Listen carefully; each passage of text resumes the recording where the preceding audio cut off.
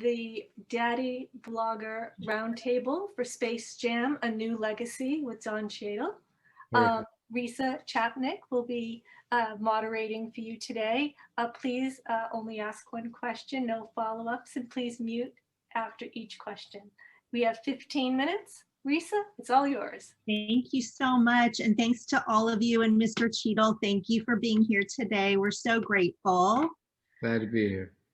So gentlemen, I'm so glad this is our first dad blogger roundtable that my firm has hosted. So I'm really excited to have you guys here. And I know you all have had a chance to see the movie. So we first wanted to talk about the film. And then if there's time at the end, maybe we can talk about some of those Toon Squad versus Goon Squad parenting win and fail moments.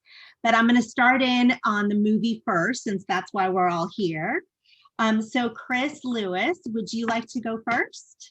Wow, I get to go first. Thanks, Don, for being here. It's great to talk to you. Sure. You know, one of the questions that I had is that fact that as a father yourself, as a father of daughters yourself, you know, you make a comment in the film that dads don't understand reason, they understand power. And that's a powerful statement. And I guess I wanted to ask a question for you, and it may just be a line, but was there ever a time in your life as a father where that was true, or and how that played out?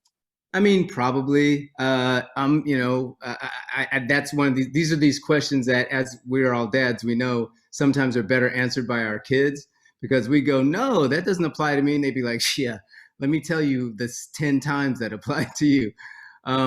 I'm very fortunate. I grew up with the best man in the world, great father, who also was a clinical psychologist who, you know, worked with families, and, you know, communication was huge. So growing up in my household, we talked everything out. You know, you could air any grievance you had. You had a concern, you had a complaint, we could talk about it. At the end of the day, you still had to do what they said, but, you know, there was a process where it wasn't just sit down and shut up and do what I say. So I've always tried to do that with my kids, for better or worse. But obviously we know that there are always moments in a parent's life when we're like, look, we just got to get in the car and get where we're going. We'll deal with all of that other stuff that you're feeling later, but right now, get in the car.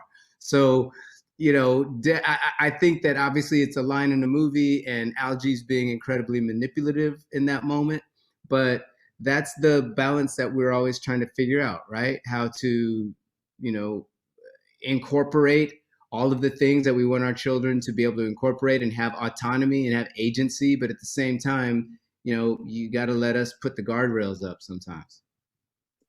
Thanks, Dan. Thank you so much. Joel, you're next. Hi, I'm Joel. My blog's Daddy's Grounded. Been doing it for a few years and have been a fan of yours for a while. I was curious, after seeing this movie, my 4-year-old and my 8-year-old both absolutely loved it. I was wondering how the process of this movie was different than the process of making other movies you've been in. Well, it was really different in the fact that we were working with, I mean, I've worked in movies before where it's the, you know, green screen environment, and you're not sure what's happening around you, and you have to rely on the previs that's, you know, they show you in the storyboards and the conversations that you're having with the directors. But never a reboot of a classic like this. Never something with so much import to people who were fans of the first to go like, you better not get it wrong, you know? And clearly working with LeBron was a huge step up. But also it was really great to get to know Cedric, who plays Dom in this movie. And he's such a good kid and has his head on straight. And for all of us dads and parents out there, it was really encouraging and wonderful to see how close he is with his family, and to have them there the whole time, have his mom there all the time, his dad there a lot of the time. And I just met his grandmother, and, you know, it's just, it's sweet to see a kid who's coming into a business and an environment that could really like spin your head around and you could lose your way, to have a strong base, and I think he's gonna be all right. And I think he's a great actor. We had a lot of fun together. Thank you. Thank you. Next up is Creed Anthony. Captain, it's all yours. You're muted, Creed. Yeah, if you can't tell, I'm a middle school teacher, and I've done this hybrid thing. So I've been practicing talking while muted. Don, thanks for having us, first of all. For sure. And I've laughed with you, cried with you, been entertained by you on the screen for so many years. So to be able to chat with you, it's a delight. So first of all, thank you for your work. I guess my question would be, I'm a dad now I have a 13-year-old daughter and a 10-year-old son, and they're doing all kinds of sports, right? And I think when you first become a dad, you have an idea of where you think they're going to go, and then they go in completely different realms, and that's cool. So what advice would you give to a new dad? You know, as an English teacher, one of the things I look at all the times are the recurring themes within a story, and that idea of do you is repeated over and over again. What advice would you give to a new dad, to kind of foster that idea of a kid doing you and finding what that you is? Well, I think, one of the things that's always been helpful for me when you cannot be in your reflexive brain, which is hard not to be in, but you have to recognize your reflexes, which are very often about you and don't have anything else to do with, don't have to do with other people. You think it's something else, but it's usually you. Before you're going to try to counsel your kid or do whatever, try to think about yourself when you were that age. Try to think about when you were standing there looking at your mom or your dad, how you wanted that communication to work and how it would have worked better. Because, a lot of times we're trying to stick stuff in, as opposed to, now forgive me for this, whatever I'm gonna say, but, the root word of education is educe, right? Which means to draw out. It doesn't mean to shove in. So when you're doing your best job as a parent, I think what you're really doing is pulling from them the thing that they're already going toward, as opposed to trying to, course correct and force them into certain places. So I think for all new parents, try to talk to your kid in a way that you would have wanted to be spoken to at that age, and try to think about how you would have best taken in, the information. And often it'll change your calculus on what it is that you're trying to do. And sometimes you realize the best thing to do right now is not to say anything. The best thing to do is just nod and shake your head when they go, this is terrible. Not go, well, maybe the teacher had a bad day. It's like, you didn't want that when you were a kid, when you said my teacher's a jerk. You wanted somebody to go like, wow, that's tough that your teacher's a jerk. That must be hard in that situation. You want somebody to stand next to you on that, not to try to talk you out of your feelings. So that's something that, it's good to keep reminding yourself to put yourself in their shoes before you try to jam something in there. I feel like you need your own parenting podcast, Don. I feel like I'm learning a lot here. Sean Burgess. Trial and error. Sean, go for it. Hi, Don. This is Sean. I'm here with That's at LA. I'm also a fellow drummer, and I'm a music educator. And the question I wanted to ask you is, children are always teaching us lessons on how to be better parents. What is one lesson your kids taught you? I think, it's like not dissimilar to this movie. It's, that trial by fire of when your kids are headed someplace and you're looking at that going, that's not great. That's probably not going to work out. You kind of have to let them do that. You kind of have to let them fail. I think a lot of times our job is to provide the springboard and the cushion and some Band-Aids and Bactine when that happens, but you got to let them go out there and fall on their face sometimes. That's how you learn. You know, I used to say to my kids, don't go out there and make mistakes that you can't get you out of, and I can't get you out of. You know, you're a drunk driver and you go hit somebody in a car and kill somebody. It's like, that's on you. Daddy can't do anything for that. So try to avoid the big, stupid, calamitous mistakes, but you got to let them make the little dumb mistakes. Cause you know, that's how we got through it. You know, I mean, it's surprising that, I don't know about you guys, but I think about some of the things that I came through. I'm like, I'm surprised that I lived. And I remember repeating some of them to my dad after I was an adult. And he said, you know, I don't really need to know everything that you've done in your life. You know, we're good. You made it. You're here. We're good. You don't have to share all of that. Thank you. So that's also a good tip. You don't have to share everything. Words to live by, definitely. Tim Burns, you're up next. Hi, Don. Tim Burns from geekdaddy.com. Thanks for having us here today.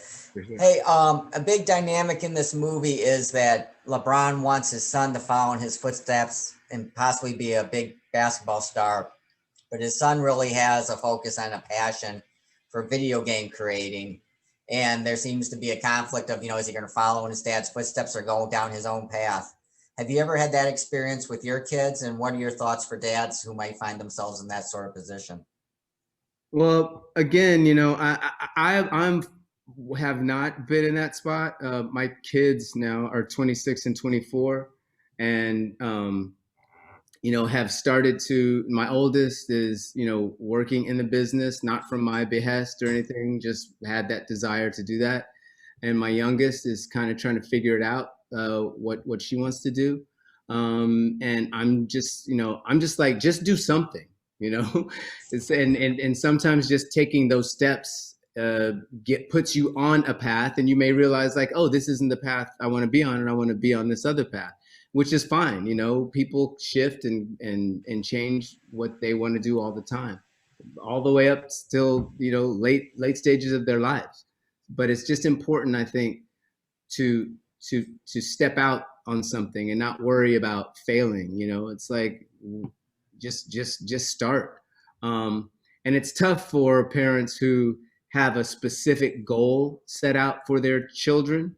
I grew up, you know, talking about, you know, you were talking about being a musician, Sean being a drummer. It's like, I grew up playing music and playing with some kids who were forced to do it. And almost every one of them, to a person, as soon as they got old enough to decide they didn't want to do it, they quit. Because, you know, that's not really following your passion. That's following your parents' passion. And they were gifted. They were really good. But they were like, I'm not going to keep doing this. I didn't want to ever do this. So I think the real thing is to just hold your breath and be there and go. You know, I just want to set the table for you to find what it is that you want to do. And hopefully you'll find your passion, because one of the saddest things, I think, would to be a parent of a kid who's just had a life full of regrets. That would be terrible if my kid came back to me and said, I didn't do anything I wanted to do because I was just trying to please you. It's like, oh, that's a terrible legacy. Thank you. That was so great. Art, how about joining us? We only have a couple minutes left, so I want to try to get everyone in. Everybody can get it. Don't worry about it. Thanks, Art. Eddie here for the Art of Fatherhood. Don, love the hat. You were great in this movie. Of course, love seeing you play heroes, but playing the villain role, man, you nailed that to a T. Karina mentioned like the whole idea of like, do you, right? And there are things that we always want to pass on to our kids, but LeBron learned a lot of lessons in life about himself, about maybe I'm kind of pushing him to this direction, right? So for you, with your kids, I know you said they're older and all that. What is something that your kids have taught you about life or about yourself in general, just as, you know, being a dad? I've just gotten so much. I mean, I've gotten plenty of consternation from them too, but I've just gotten a lot of joy from them. Like, this is so funny. Just this morning, I texted my kid this thing about, I saw online this woman who's 106 years old, and it said something like, oh, I got to find it because she just killed me. The meme, it's a 106-year-old woman, and she's talking about this longevity, and it says, eat for nutrition, not for taste, do what you need to do, not what you want to do, and don't leave out your daily exercise. Love yourself. And I sent that as a meme to my kids and my goddaughter and my wife. And my oldest writes back, imagine not doing the stuff you want to do for 106 years. I was like, okay. And I just sent a meme with sending up the white flag, surrender. I was like, imagine ever conceding any point to your dad ever. So that's how we go back and forth nowadays. Love it. Thanks. Yeah. All right, two more. Tobin, it's all you. Hey, thank you. Hey, Don, love the movie, big fan. But I'm worried about you, okay? Are Please. you ready to walk the streets and have every 4 or 5-year-old to 10-year-old say, that's the dude that kidnapped LeBron James and took on Bugs Bunny? Are you ready for that?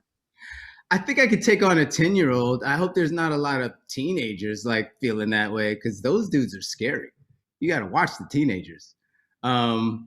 No, it's funny. Somebody said that to me. I didn't really even think about that. You just take a role and you're like, okay, I'm going to have fun. And then I was doing one of these and they said, yeah, my kids, like, you really scared them. They're not really cool with what you did. I'm like, oh, wow, wait a minute. Maybe I can win them back on the Disney Plus War Machine show. I don't know. We'll see what happens. The road is long. The road is long. Sergio, you're it. Thank you for joining us. I'm so glad I made it. Thank you for your time, Don. Risa, thank you for letting me in on time for you guys. How are you? Who's that with you? Say Leilani, say hi. Hi. Hey, Leilani. I'm with DallasJubilation.com. My question is more basketball related, because you have a history of basketball throughout your whole life. I know you played very young, and then you played with Obama, you played with Clooney, you played with, I'm sure, with more people than you've listed. And I know this conversation has to come up. Is you were the GOAT, right? You're the GOAT. So the idea of the old school to the new school, obviously knowing Space Jam, like Space Jam was big for me. And obviously, and I actually played with the movie like 3 days ago, so you could see both and have that comparison. But it's always that idea of how different you see the league now, with the difference in obviously athleticism, but rules in terms of play and the way it moves. How do you see it? Like, I know it's a big conversation. Yeah. But it is a lot. It's a lot different. And I know everybody, one of the questions, they're like, LeBron or Michael, would Michael have done as great now in this era? Would LeBron have done better in that era? Like, who would have done what? And we can play this game all day. The real answer is, who knows? None of us, Right. But I imagine in an era where you could basically punch a person in the face or tackle them as they went through the hole, and it would just be a common foul. It wasn't heck, I don't know how LeBron would fare in that era. He's 100 pounds heavier than me and a foot taller than me, and there's no fat on the dude. So he probably could battle and be all right in there. You're 260, 6'8", you're going to be fine. But it's different. And, conversely, if Michael played now where they can't hand check and you can't do any of that stuff, and he was just free to go to the rack, he was already like averaging 40 points a season. What would he be averaging if you couldn't touch him? Let's be fair. You almost couldn't touch him anyway. But if you really couldn't touch him and you really couldn't hand check, I don't know. He'd score 70 points a night. It'd be ridiculous. But you can't compare them, Okay. Although we want to, we can look at stats and compare stats. We can look off the court and talk about who they are off the court. And in some ways, really no comparison in my mind about what they've done as far as in their communities and for people. But at the same time, these are just things that are fun to what if, because the truth is they're both insanely amazing and one of one, and either one of them, the impact that either one of them had on the league can't be compared. Cool. Thanks for that. I appreciate it. And that's a wrap. Thank you all so much. Don Cheadle, thank you for being here and supporting this movie. And thanks to all of you dads. You were amazing. This was by far my favorite conversation. Dads. Don't forget to tell everybody to see the movie July 16th in theaters or on HBO Max. Thanks you guys. Thank you, Don. Thank you. We appreciate your time, man. Appreciate y'all. Thanks, Don. Thanks.